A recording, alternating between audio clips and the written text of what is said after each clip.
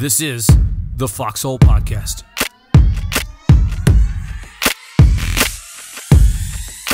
Well, Jimmy, welcome back again to the Foxhole Podcast. This is like the third time you and I have been chatting here in recent months, but I think this is probably maybe one of the most significant things we could talk about because it keeps coming up every time I put some content out, and it's just how to go about filing a claim and what's the process and what goes into that, and it's like the puzzle palace. There's no other way to say it. Like, it's hard to figure it out. And it just dawned on me, someone with all of your experience and knowledge in this subject, between the two of us, I figured we could come up with a good framework to at least share with our brethren and sister on maybe some best practices and how to file and things to think about and include the registries and those sorts of things. So without further ado, why don't you jump in there and then I'll add, my little 2 cents along the way. But in speaking to you about this, you're just an expert on it. Thank you, Gabe. I appreciate that. I do my best for sure. And actually, I like that intro. Actually, Puzzle Palace is a real thing. It's actually a great book, by the way. I read it. Yes. And the Puzzle Palace is actually the Pentagon. Yes. Sometimes the VA can be like that place, though, right? Just figuring out. It is like the Puzzle Palace. Definitely. I definitely was using that as an analogy for that reason. Okay, it's a very fitting analogy, very fitting, and it fits when you think about a bureaucracy, 400,000 employees spread across 23 veteran integrated service networks. It is a puzzle palace. However, it's our puzzle palace, and as veterans, we're owners. We have ownership there, and I say that with the most respect and caution because. I know that can be tough, but we need that. And I actually, I could jump in.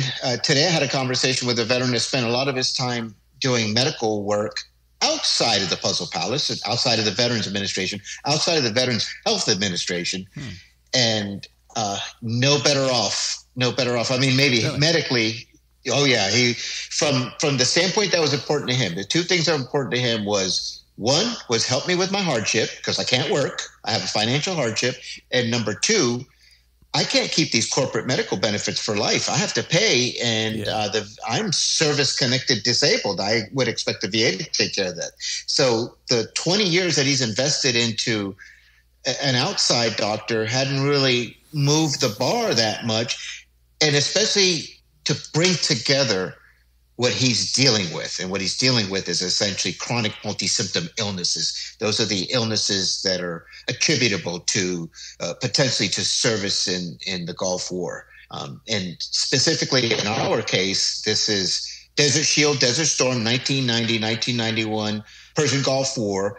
However, in this particular conversation, those veterans that also served not only in Operation Desert Shield, Desert Storm, but Operation Iraqi Freedom, so OIF, Operation New Dawn as well, are included in the way the VA treats all of us in regards to exposure in the battlefield. Right. So and when I say... Sorry, go ahead. No, you're... I was going to say, so if I understand this correctly...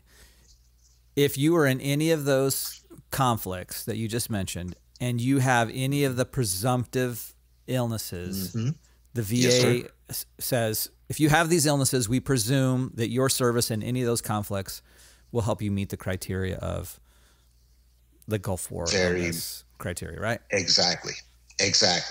Which I'm happy to include a bigger catchment, if you will, because it's not just Desert Shield, Desert Storm. And I'm sure that those that are OND and OEF and OIF are probably going to thank you, But keep in mind now, if you're not Desert Shield, Desert Storm, you can walk into your VA hospital. There's probably a clinic specifically made for you.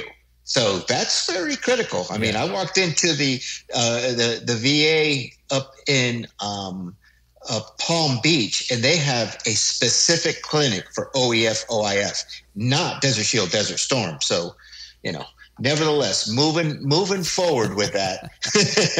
Yeah, it's and let me segue into this real quickly. Not every single healthcare center, every healthcare system, not every healthcare system does research, and not every healthcare system has the same services. It makes sense in the community-based outpatient clinics. That makes a little bit more sense, but not all VA hospitals are exactly the same. And I'll just share one clean differentiator, solid differentiator. There are 3 VAs, DC, Palo Alto, and New Jersey, that double as war-related illness and injury study centers. So they have an attribute, an additional attribute. So therein is evidence to what I'm saying. Just some VA hospitals have added responsibilities. And when we start talking about chronic multi-symptom illnesses, also known as Gulf War illness in the research community, I'm very cautious about wording. And veterans should be as well. Be very cautious about wording. Identify. So every time that you go to the VA with the idea that I'm going to talk to a VA representative about what I experienced in the Gulf War that may be related to exposure, then I want to fully identify, this is my name. I am a veteran of Desert Shield, Desert Storm, 1990, 1991. I am here because I've been suffering from some health conditions that have been with me the last 30 years. And now after doing some research, I feel that there may be some connection to that. Can you help me with that? And you have to say that every single time, please. Please. So important. They don't know. The person on the other side of the counter, whether it's an RN, a nurse, a doctor, they just don't know. Remember, that's the puzzle palace part of it. If you don't identify, there's veterans. I had one today. He's in Texas. Go walk into the VA, which not appointment, walk in, spent the whole day in the lobby. At the end of the day, left with less than what he started with. And he wasn't crystal clear whether anybody even understood. And I asked my first question, did you identify as a Gulf War veteran, Desert Shield, Desert Storm? And he goes, why should I? They have my medical records in front of me. I'm sorry. Yeah. It's not that good. No. Create a 3x5 card if you have to. So I would like to add just a real quick piece to what you just said, because I think throughout the conversation we have today, this is going to probably repeat itself over and over. You have to own it. You have to own it. That's the word. You have to own it. That's the word. Nobody is going to ever dig through your medical records. Don't assume that they have some, neural link and they can all tell what's in your record right away. They could, they just got their job too, and they're just trying to get through their day. So you have to own every piece of that, right? And I'm sure you'll talk about some other things, and I'll bring that up again, because in my much more limited experience compared to you, this is what I found to be true. You have to own it. Thank you. And come on, Gabe, you got the labels, man. You're down with the labels, man. And that's it. You do have to own it. And it's easy to let that slip, because again, that civilian doctor, if that's your experience, that civilian doctor, 20 minutes before you came to your appointment, guess what he's doing? He's reviewing your chart, and he maybe learned your dog's name, and probably knows what kind of car you're driving. The guy, he's more of a humanist, and he connects with you. So you expect all doctors to be that way. And I'm sure that VA doctors would love to be that way, but Puzzle Palace, no way. 400,000 employees across 23 veteran integrated service networks. And the population right now, the veteran population, I believe is like 1.2 million, somewhere in there, of which I don't know how many hundreds of thousands. It's growing. It's not getting any smaller. If you're sitting in the lobby near one of the clinics, you can kind of watch the staff. This is like a hobby of mine, just watching people. But they're scrambling, right? All of them are scrambling. Doctors are scrambling. Nurses are scrambling. Phlebotomists are scrambling. They're trying to get because I'm sure that, I don't know if there's a quota, but it seems like you got about 15 minutes, right? You got about 15 minutes. You got, yeah. So in that case, you have to own it. Yeah. I love that. You do have to own it. You have to just get in there, because that way, they know a jump off point, the premise. Where do I start off? Because I am here specifically because of that war and that exposure, and that's why I'm here. not because of any other reason. And that talks to bringing it together. And this is something that has come up for me. Well, can you bring it together? So I give the example. If you walk into a neurologist's office in the civilian world and your complaint is these chronic multi-symptom illnesses, their protocol is the first test is a Lyme disease test, where you were bitten by a tick.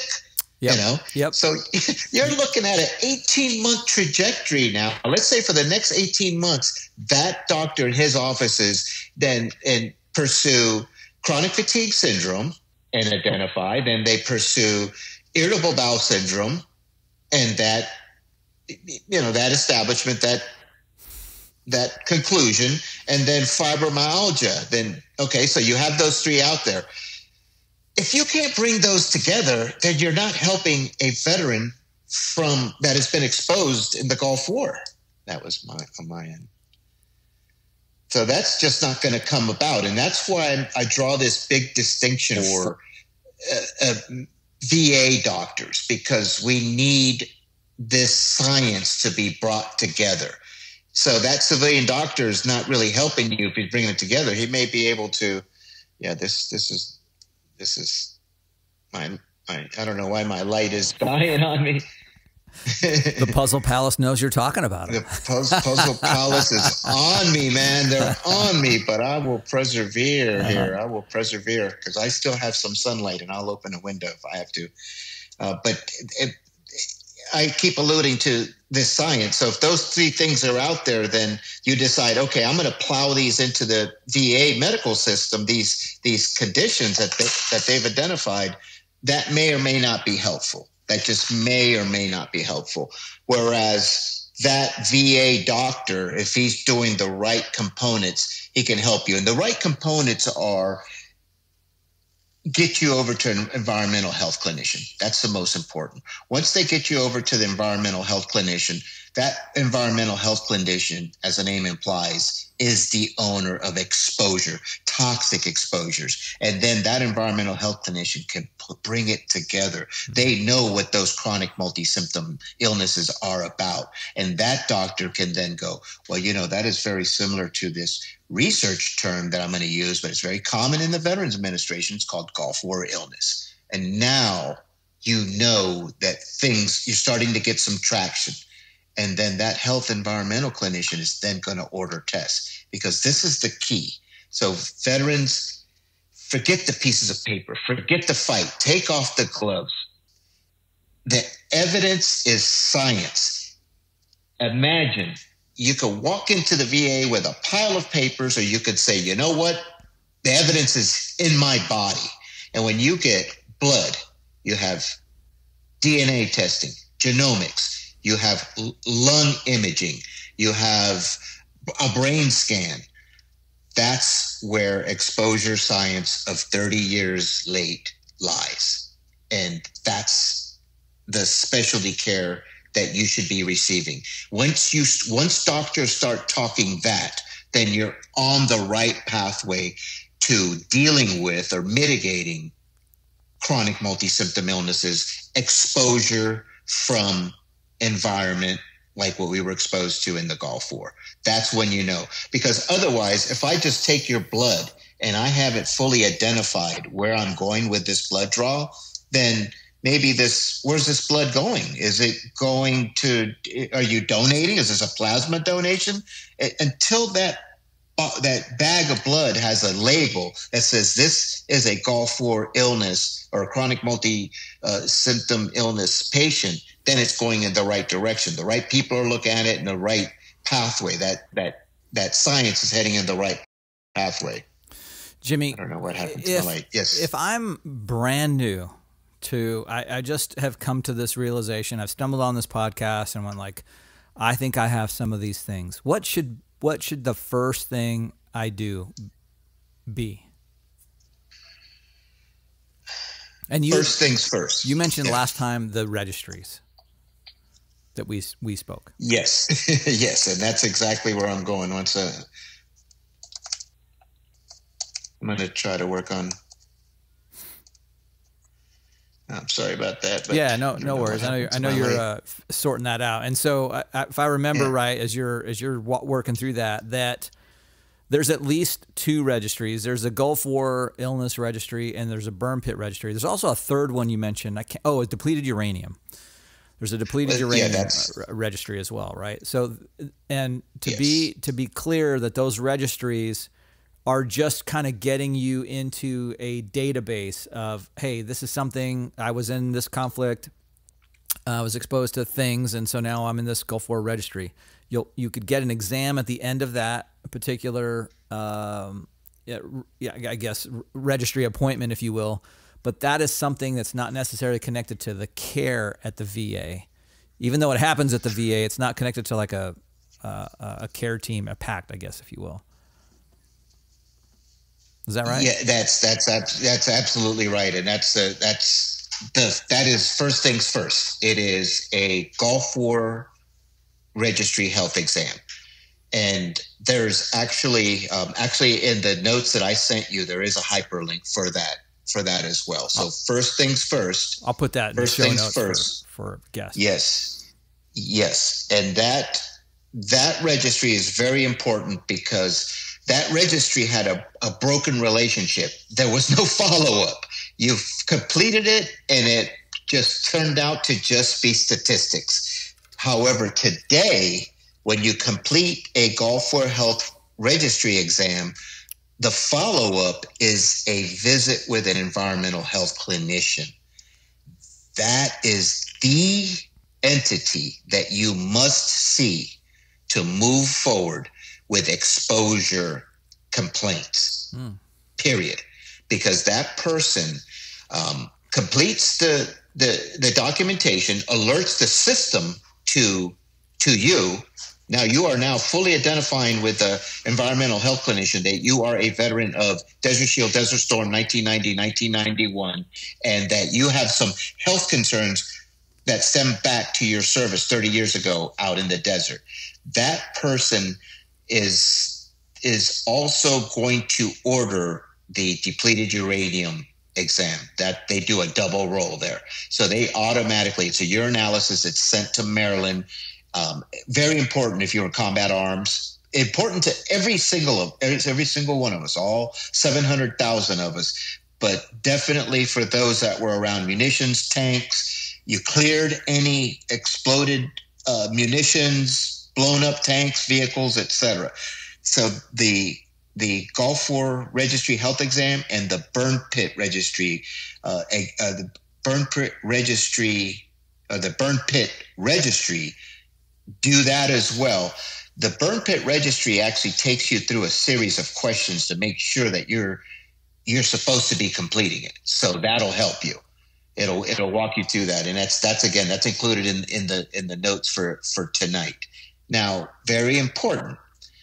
Those 2 registries are not compensation and pay benefit claims. So I'm going to say that one more time. Yes. Those 2 registries are not compensation and pay based registries. However, a compensation and pay, a CMP adjudicator, will look at them. Also, evidence from evidence from the registry exam. So, for example, you're sent to a registry exam. They find a few anomalies. We got some sinusitis. We have some sleep apnea. We have some skin rashes. We have a bad tummy. We have some brain fog. I mean, it's all right there. That environmental clinician, from where they sit, can then order the next battery of tests, which again, now you could rock back in your chair and go, finally, I'm doing the right thing. I'm going in the right direction. Because again, remember, if you're in the VA for anything other than what's been identified as exposure illness, you're there for something else. You're not there for following the pathway, following the science to Gulf War illness or chronic multi-symptom illnesses. And Gabe, if you will, I keep using those 2, and they're somewhat interchangeable, but I have to say, Gulf War illness is a research term. It is not an official term in the Veterans Administration. So if you walk in through the door of your CBOC, your community-based outpatient clinic, and say, "Hi, I'm Jimmy, and I have issues with Gulf War illness." Yeah, they won't know what you're talking about. That's not a medical term that's used. Yep. It's not in the code that they usually code things with. ICD codes. Right. So you're best talking about multi-symptom illness or one of the presumptives that you have, one or all, right? Yes. So one or all. It's a really, really good point. And to the an observation that I'll make with the Gulf War Registry exam. When I went to the exam, I had no idea. I saw what was going on. I saw there was a thing to go do it. I'm like, I probably should do this. I've been feeling like crap. I show up there, and it was like having a general exam, right? I wasn't smart enough to tell him the nuances of the presumptives. I didn't even know when I walked in the door. I didn't even know there were presumptives. Had no idea. So he just asked me. He asked me general questions as if he was like I'm going for a sports physical or something. And I was in and out in 15 minutes. And it wasn't until, and I did that pretty early on, so it wasn't until years later that I realized I didn't approach that correctly, right? I didn't even tell him. I had a history of migraine headaches for a long time, and I didn't even tell him. I was like, I got migraines, they're not so bad right now. I didn't tell him, like, for years I had cluster migraines. I didn't tell him I'm still taking medication because he didn't ask. And I put that on him, right? I wasn't smart enough when I went in there to go like, here's everything that's been going on with me.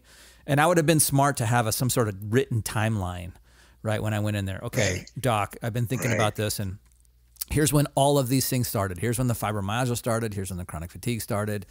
Here's where I was treated, just to give him a history, or her, whoever's giving you exam, a history of what went on. So that would be my tip, my observation. I wasn't smart when I did that, and I don't want other veterans to repeat that process, because it was a long time to catch up from that. It took a long time to catch up. It took a long time to sort that out, right? Absolutely, and that's the ownership. That's the ownership piece. You're always smart. You just didn't own it sufficiently that day. You thought, hey, they're doctors. Surely they should ask me the right questions. Surely they know and understand this. No, they don't. And I don't. They don't. And I don't know who's doing those exams, but the guy who did mine was retired. So he's retired, right? So he's not, and Gulf War illness was this new thing to people, right? So he's retired. he's not. Yeah, he definitely wasn't coming in there with like, I'm looking for these sorts of things, right? I'm just doing an exam, and I'm going home and eating a sandwich. Right. So they are chronic multi-symptom illnesses. And when we refer to chronic multi-symptom illnesses, they are the presumptives. And those presumptives, again, are chronic fatigue syndrome, fibromyalgia, functional gastrointestinal disorder. So we usually ebb over to IBS, irritable bowel syndrome, but they could be any functional gastrointestinal issue, like dyspepsia, any stomach problems, stomach aches, gas, GERD, anything like that is included. And also a fourth one that is not really underlined much, but any other undiagnosed illnesses or illness that you may be experiencing from that time frame, which may include or not limited to abnormal weight loss, fatigue, neurological, physiological problems, skin condition, respiratory, sleep disturbances, which think about them. Oh, what's all that mean, Jimmy? Well, I am on a CPAP machine for obstructive airway. Well, that's respiratory. And think about this. You were exposed in the desert. How were you exposed? Well, I'm exposed to my eyes, my nose, my ears, my skin. Oh, wow, wait a minute. My lungs? There you have it. The underlining point here is let the medical professionals follow the science. And Gabe and we've been throwing that around a little bit. And it's interesting. Why bring in any evidence other than the evidence underneath your feet? When you walk in there, the exposure evidence is in your body. Why would you need to have a fight or any other extraneous justifications when the right tests are being done?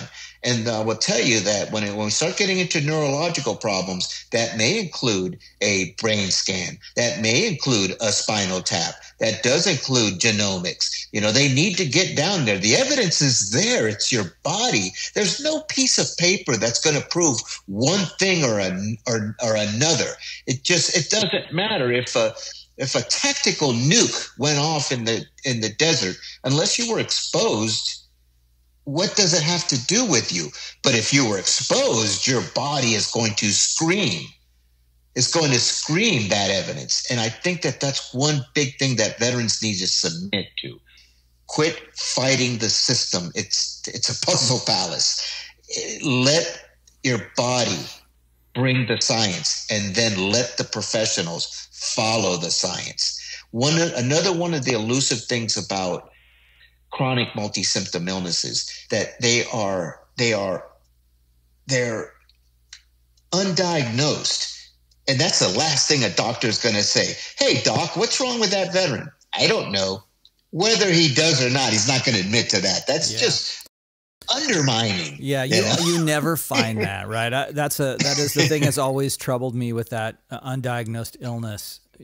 Doctors aren't in the business of saying, I don't know. They're in the business of saying, well, it could be, it's most likely this, or let's rule out this thing. And as soon as that's written on your record, yes. I think it's this disorder, then it's no longer undiagnosed illness to the VA, right?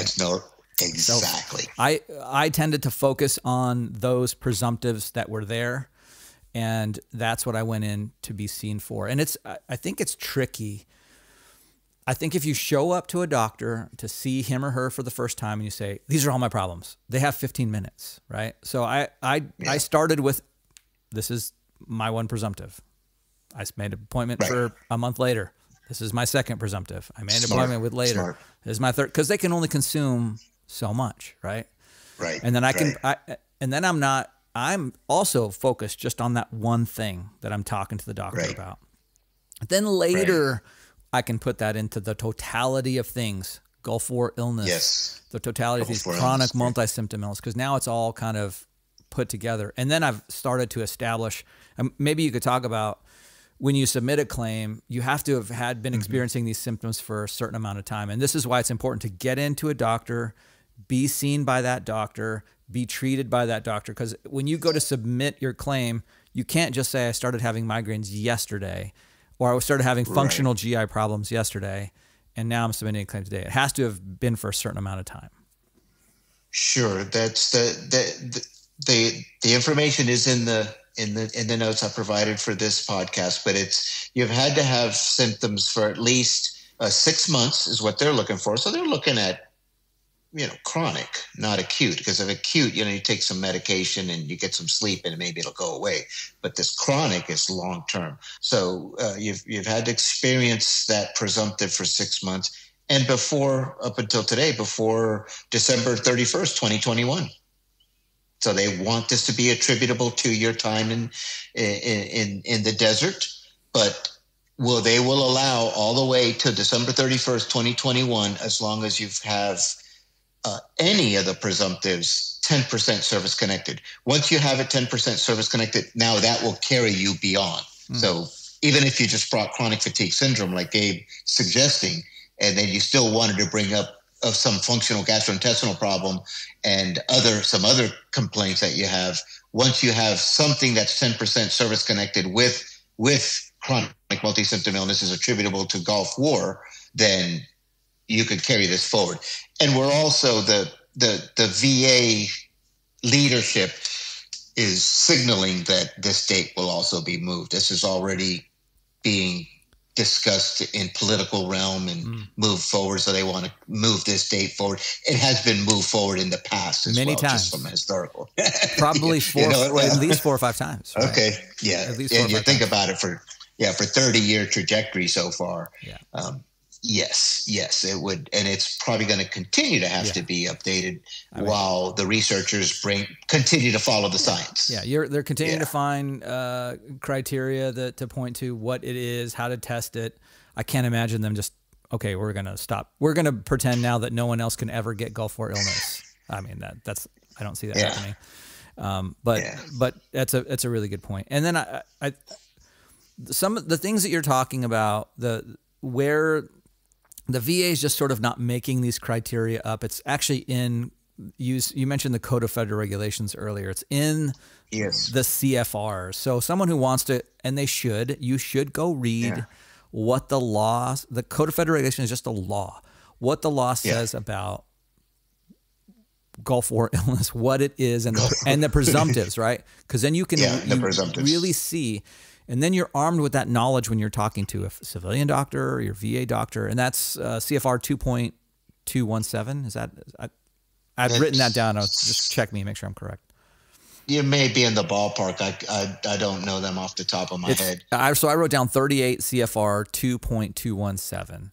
That's probably where it's at. Yeah, and in that area, also important is in that area is the schedule for rating of the thing. Right? So that people know if you have a functional GI disorder, it's what a functional GI disorder is listed in those CFRs. Then there's a Schedule C in that same CFR, that same section, and it says if you have functional GI disorder to this extent, it's 10%. To the next extent, it's 30%. To the third extent, it's 40%. And you can see it, right? So you have a sense of what it is you have. And my suggestion would be, as soon as you start having a relationship with a doctor who has some care and is treating you, start to have the conversation about how bad it is. How much is it, right? Because you're going to need that language. At least I think you need that language when you get ready to submit your claim, right? So and the doctor is wording it in that same way, right? Because in the medical field, there's a number of ways to word symptoms. You could say, numbness in his right leg, or you could say it's neuropathy, right? It's something that's not coming back, or it's radiculopathy. I mean, those are the words that the VA likes to use, right? So if you can have your doctor use the words that are in the CFR, it's more helpful to you, because once that happens, the person who's rating your claim isn't trying to go, well, what did the doctor mean here? Did he mean radiculopathy? Did he mean neuropathy? What did he mean, right? Good point. That the doctor is using the same language. But this is tricky because you have to have a good enough relationship with your doctor that he or she will hear what you're saying and say, can you describe it in the terms that's in the code? Because I'm going to need that when I submit a claim. That was helpful to me when I was filing. I think that was a fundamental kind of paint by numbers thing that I was able to do back to the VA. And we can talk about this in a little bit, but it was when I just had in my mind this vision that someone was looking at my claim, and I wanted to make it as easy as I could for that reviewer, sort of paint by numbers, right? Here's I was diagnosed on this date. It's in, go look at my medical evidence, page 6, paragraph 2, line 7, where the doctor says you have this disorder. I kind of wrote like a thesis, right, to go with my medical evidence. Wrote it. You broke it down. I spelled it out in really, really plain detail. And I used the same language, and I asked my doctor to use the same language that was inside the code so there was just no confusion. So that the poor reviewer, who's probably like the doctor, who's got 15 minutes to review things, he can go, oh, he said he has this. He was diagnosed on this date. Here it is in the evidence. He was treated with medication A. Oh, that's also in the evidence.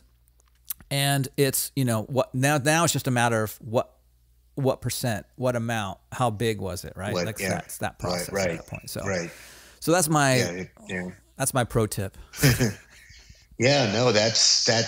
excellent. And that's, that speaks to the ownership again. You're not just rolling up to the VA and dropping your medical on somebody's desk and then walking away. It goes back to a few things that we said before about, you're living the healthiest lifestyle that you can. Yes. You're moderating smoking and alcohol. You're trying to get these doctors to help you, and you really want to have a sound platform from that. And also with research, again, just learning the language, just getting smarter. We don't have to become doctors. We just have to understand what they call the the modalities, what they call the issues, so that we could start using the same language so that they can recognize that. So, they're recognizing that we recognize, but we want to be able to communicate. And that's what we're bringing forward. We're not trying to come across as being smarty pants. We just want to speak in a language that they understand. And, doctors work very hard at that, at that bedside manner and understanding their patients. But, we're a lot of soldiers. We're a lot of service members, and we are a big challenge to them. So anything that we can do, like Gabe says, if he's underlining, the key terms for them, it's like, okay, I get this, so when he does have a compensation and pay adjudicator, it's all familiar. His 15 minutes are now best spent in looking at the patient, which is what we want them to do. Yeah. Please look at me, see what's going on with me, because I'm dealing with a hardship here, and I really could use help with that hardship. I can't work. I have Gulf War illness. I've been suffering these chronic multi-symptom illnesses for 30 years. I can't work. My family is a challenge. My finances is a challenge. Yet one more topic that we've gone into. Gabe has done a great job in rounding out all of the things that impact us, melding in with life with these conditions on our back and make sense of them so that we can get help. We certainly don't need one more person to fight. We don't need one more bureaucracy to fight, one more institution to fight. I believe and agree with Gabe that if you own this, I'm of the mindset that the VA, we could turn the VA to help us. I know that's stuff for veterans. Like, I'm turning this off. Who is this guy? Yeah. But, get smart with it, and they can work for us. If you own it. It's ultimately this question: what do you want? If you want to fight with the VA, then fight with the VA. If that's what you want. But put on the gloves. Most of the time, that's not what I'm hearing. I'm hearing people want care and services, right?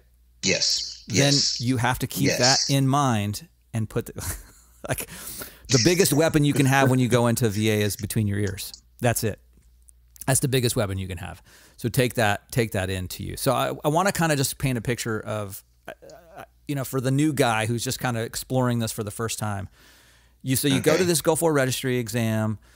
Then you could be seen by a VA doctor for these presumptives. You can go in and say, I think I have these things. Some people do that, and I think that's a good plan because now you're starting to build evidence. Medical evidence for your presumptives. Some people go right to the CMP. They just submit other records that they have and throw that at the VA. And that's those are the ones I see that are almost never successful. They just they gather some stuff, they gather their military records, and they say, here, you figured out I'm sick. I think it's a smart thing to either go to the VA and start being seen for the presumptives that you actually have, or what I did in my case is I had insurance, so I saw private doctors for each of my ailments. So I had a regular primary care doctor outside the VA who referred me to a neurologist and referred me to a rheumatologist and referred me to a GI specialist. And over a year, I really got a lot of evidence. And so here's, I think, some key things that I think helped me that I want to share. I thought about evidence when I was collecting my medical records. So every time I'd go see a doctor, they would put it, such and such orthopedic place is different than Inova Medical Care, another place I go to. I always ask for a copy of my record. So when I submitted a claim to the VA, I had a document that I turned into a PDF. It was all of the medical notes from my doctor with diagnosis, all that stuff. Wow. Just labeled 1 through page 128, right? So all my medical evidence was in one document. Then I had all my testing, like if I had an X-ray or a functional MRI or those sorts, all that kind of testing stuff in another evidence document. So I had medical notes and diagnosis. I had a separate document that just had my tests. I had letters from my doctors in a separate, in a third exhibit, if you will. Exhibit 3 would be all the letters from doctors and families and stuff like that. So just medical letters. I also kept a daily log, which I'll share how I did that. And that daily log was for me just to describe what I was feeling and sensing based on my medical neurology, GI, was I constipated another day? Did I have to take medication? How bad was the cluster migraine on a scale of 1 to 10? Because that data that you collect every single day, that you submit that to the VA as Exhibit 4, right?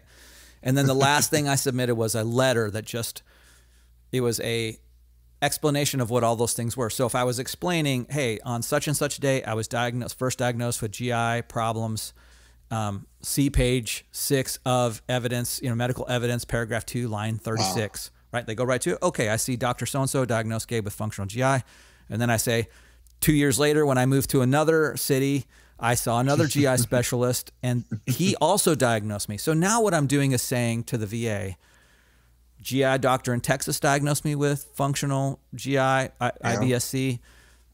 GI specialist in Virginia diagnosed me with the same thing some years later. So I'm telling the VA, I have IBS-C. I'm not waiting for a CMP exam to determine whether or not I have IBS-C, right? I'm showing up to that CMP exams with the medical evidence in hand already too, saying, hey, I was diagnosed by these 2 other GI specialists. So it kind of puts the VA in a position that if they're going to deny your presumptive, they're going to have to say these other medical doctors had the wrong diagnosis. They're probably not going to do that. They're probably not going to do that. But probably not that's the owning the process, right? That you take that. So not only you did the legwork yourself to go get the diagnosis and get the treatment and keep track of it and be very linear and logical with it when you present it to the VA, but then spoon feed it to the VA so it's very simple for them to understand, right? Then it becomes just a matter of how bad is it. Yes. But to the point that I think we've made is you just have to be your own best advocate. And if you're organized and you plan it out correctly, then you're good to go. How do you now let's assume that the guys have gotten their medical evidence. They've been being seen by doctors. They have their pharmaceutical records, have their medical records, have their however they decide to do it. I said to you that I wrote like a letter to submit my claim with. How did you do it, or what recommendations do you have, or should you spell things out for them? Yeah, and that's a great question. I was it's just totally straightforward, Gabe. When I resubmitted after a ramp appeal, disapproved ramp appeal, I was pretty low. I was low. It was a low time for me because I was crossing T's and dotting I's, and I was owning it to a level. You underline what the owning is, and I mean, your level of ownership is far deeper than mine. But it found me in a place where I wasn't happy about where I was going with my work with the VA. But I was, the whole time though, I stayed cool. It wasn't like I wasn't picking that fight, like Gabe said in the beginning. I am here because I need help. I'm asking for help, and I will say please, although I know this is my entitlement. But what, I mean, I gotta nudge a little bit, damn it. I'm a veteran. I'm the 1%er, I'm the guy that was out there in that desert, know? So, so when I came back at my claim, ebenefits.va.gov, what had happened was there were now drop-down menus that were better focused at the VA owning chronic multi-symptom illnesses. I fell out of my chair. And another thing that I saw was the old newsletter that actually had an interesting story. This is 2015, I want to say. And the story went about saying that the CMP doctors are just learning about Gulf War illness and how to properly diagnose and adjudicate it. Yeah. This was in a newsletter. And I'm like, I've been filing claims, and you're just telling me now that you're just training the people that are looking at my paperwork. But you know what? Suck it up, Jimmy. We're all in school. And about that time, then the VA decided to put all of their exposures in one newsletter.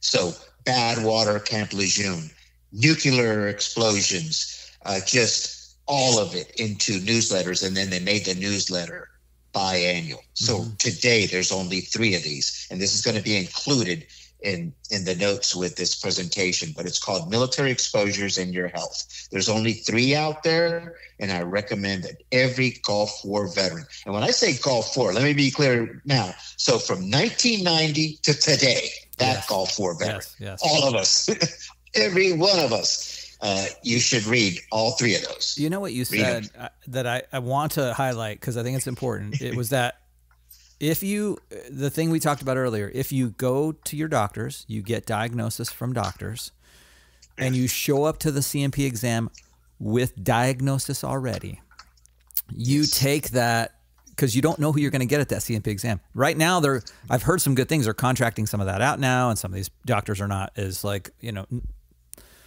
ridiculous, I guess, is probably a good word. I won't say what I wanted to say.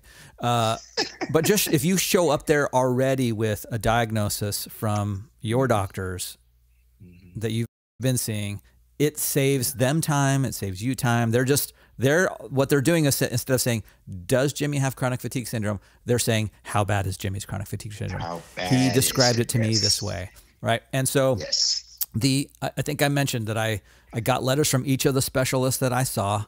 And then the other thing I did is the person who saw me, my primary care doctor, who kind of put this stuff holistically together, she also wrote me a letter. And the letter went something like, I've been seeing Gabe for X amount of time. I reviewed the file of doctor, chronic fatigue doctor. I reviewed the file of fibromyalgia doctor, and I agree with that diagnosis, blah, blah, blah. So now not only you have specialists saying it, so by the time I arrived at the CMP exam, there were a lot of medical providers already saying, Gabe meets the criteria for these presumptives. And they've been going on for this amount of time. Plus, they had my log. I think I talked about keeping a log. Yeah. They had this history of a log, right? And what I did in my thesis to the VA, if you will, if anyone's interested in doing it this way, I wrote just an introduction. This is who I am. Stated when I was in the Gulf War, so I kind of set the criteria up immediately. I qualify. I qualify for this thing, right? Number 1. Number 2 is these are all, like paragraph 2. These are all of the presumptives that I have, and then it started with presumptive 1. Here it is. Presumptive 2. I didn't get into any. I feel terrible. How it's impacting my life. Right. Just the evidence.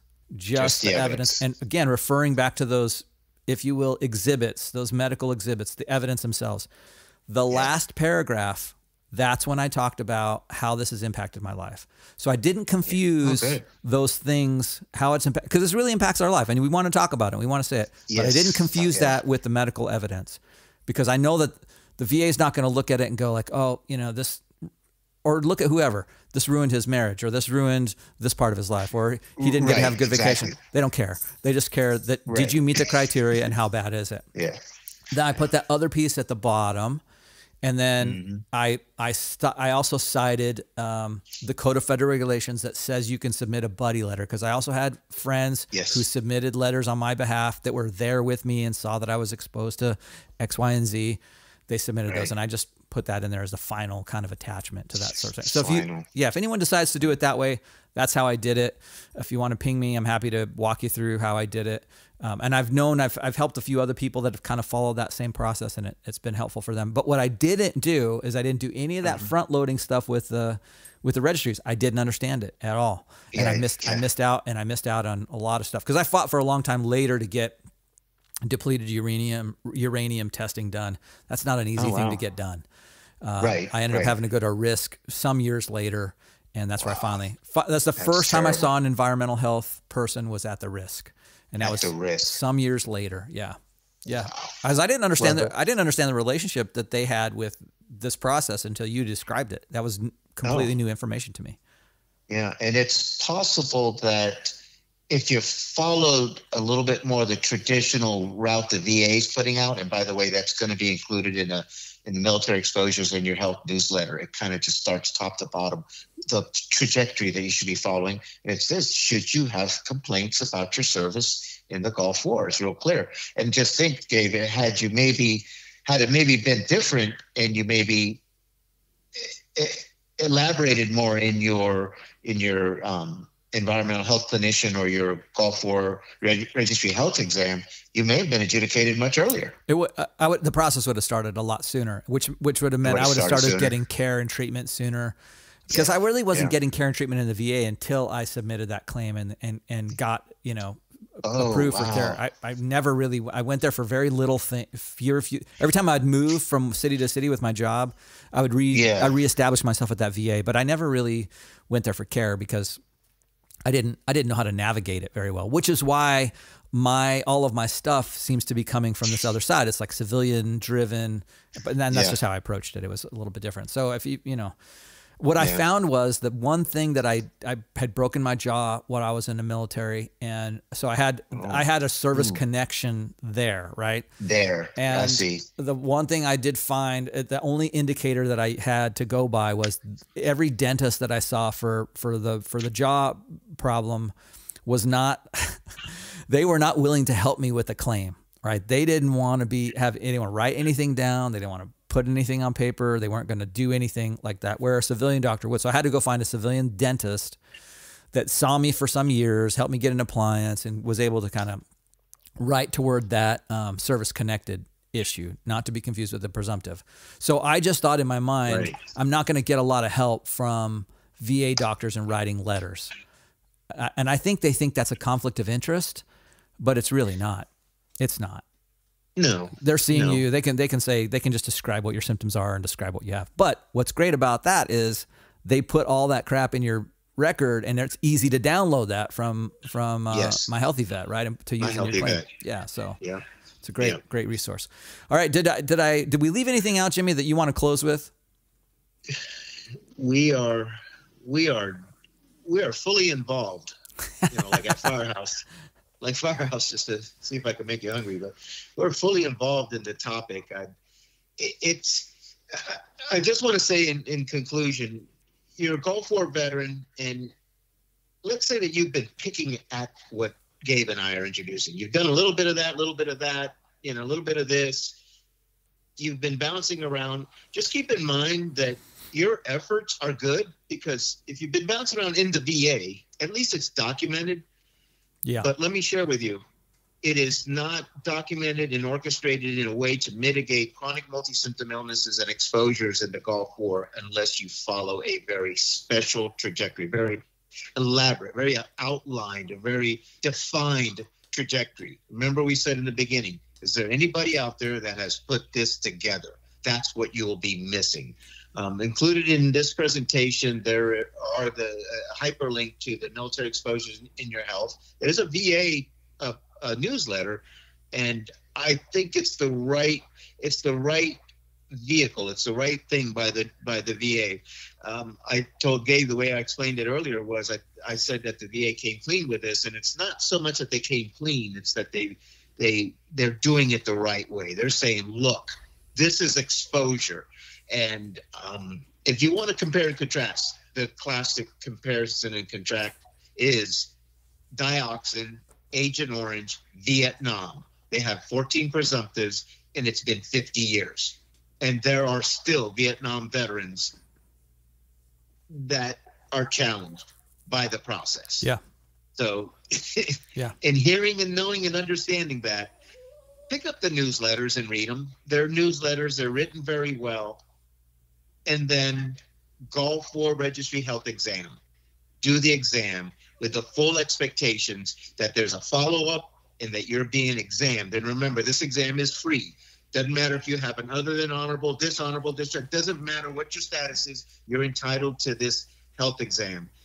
Get the follow-up and then follow through with what's being said, and kind of try to stick to the process, and not to ignore all your hard work from the past, but please focus on this so that when they do take a vial of blood from you, that blood is being analyzed for the complaint of the presumptives, and not just, a plasma donation. Very good. Very good. Yes. Purpose built. Yes. Fully identified. All right, Jimmy, thanks again. I think you know what you're doing here is a tremendous service to veterans, not just Gulf War veterans, but I think all veterans in general that are interested in filing a claim can pretty much follow these guidelines and get pretty far with them. There's some uniqueness to the presumptive component versus the service connected component, but I think you've done a good job of outlining some first steps to take, right? Let's just start taking those. Get yourself in the intent to file process. Yes. Really, that's good. Really sort out where you are, and start seeing those. Try to get to those specialists as quickly as you can to start getting documentation. You need documentation because that's your evidence for the claim. That's your evidence for the claim. That's the way it works. That's the way it works, and it's pretty straightforward. And what I've seen the last time that I've been on the eBenefits website is that the VA has also improved, helping us identify what it is that we're filing for. And it does talk about environmental exposures attributable to Desert Shield, Desert Storm. You're going to see something specific. That's why it's good. Start using these because you're going to see them again, and it works right into it. And I believe that once you have that trajectory, once you're picking up on the lingo, when that CMP doctor has an opportunity to adjudicate your case, the spectrum is as thorough and owned as what Gabe laid out, which is like a slam dunk. If I saw something like that, I'd be, all right, dude, we're done here. Let me do my work. You can leave. To that veteran that's now borderline, we're not quite sure what your complaint is here, buddy. Yeah. What is going on here? Yeah. Well, you want it to be clearly, my name is Desert Shield, Desert Storm, 1990, 1991, and I have these conditions, these health-related conditions that have been on me from the day I left the battlefield. That's why I'm here. Yeah. That's why I'm making this claim. You're answering down my hardships, which are financial hardships, and medical care for life. Don't forget that. Yeah. You'll be treated for the rest of your life. By the Veterans Administration, and the researchers are finding nutraceuticals, which are now high-powered vitamins, if you will, just other modalities that are not as invasive as, say, a hard prescription that may upset your stomach even more. Yeah. Great points. And you said something there that I was like, yeah, that's exactly what I was thinking when I did it. And it was this. It was overwhelming evidence, right? I'm going to give you, the VA, overwhelming evidence so that I make your job easy. You don't have to hunt for Gulf War illness in the stuff I give you. I'm just going to lay it out for you. I call it paint by numbers. Overwhelming evidence. And so then all you have to do is click a few boxes and check it off and go, yep, you have it. You have this, you have that, whatever it happens to be, right? Yeah. And that's you're extremely thorough. I will tell you, just think about this. You see a pulmonary doctor or a gastroenterological doctor or a neurologist at the VA, and they clearly identify your chronic multi-symptom illnesses. The first thing that I would wonder, think about this as a doctor. What did your primary doctor do for you? What have they been doing? Yeah. This has been 30 years. Let me tell you, that primary care doctor does not want to be in that chair. Yeah. They don't want to have missed something this big. Yeah. Also, take these newsletters, print them. I know there are a lot of hyperlinks in them, but still, print them, staple them together, take them to your appointment. Yeah. Take them to your primary doctor, take them to your primary nurse, and take them to your CMP and go, in case I'm not communicating as well as I would like to, this is what I'm trying to tell you. And put it right in front of them. I like the idea you said before, and I did this with the civilian doctors, is that use the messaging app, right? I have an appointment Wednesday with the VA. I just sent him some stuff today. This is what I want to talk about Wednesday. Smart. So he's already thinking, oh, okay, Gabe's coming in, blah, blah, blah. Yeah. We're going to talk about this. He's on a new medication with his primary doctor for X. We can already start to have a conversation. So he's not, because I know what happens. I've seen him because he's scrambling, and I get in there and he's trying to figure out, okay, well, what are you here for? Let's see your labs. And I just remind him, remember last time I saw you, my red blood cell count was low. We're probably going to look at that again. I'm just helping him. Right. Yeah. And you're crossing T's. Yeah. Helping me when I do that. I'm helping me. yourself. Yeah. Because I don't want to, I just don't want to be in a position where I leave there and I don't have something, or I submit a claim and then if you do the hard work up front, you don't have to worry about, playing catch up later on. Absolutely. And that messaging that Gabe is referring to is actually secure messaging. It can be found at My Healthy Vet, and it's a tool, a very powerful tool, because it's an electronic tool. Once you put a message into there, then it's in your record. Followed up. It's in your record.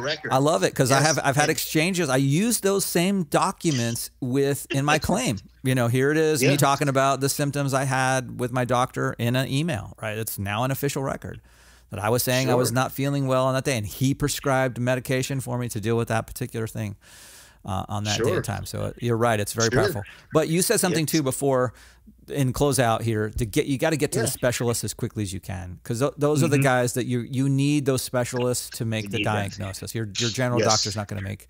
They're not going to make a CFS or chronic multi-symptom illness diagnosis. You're going to have to go to specialists for that.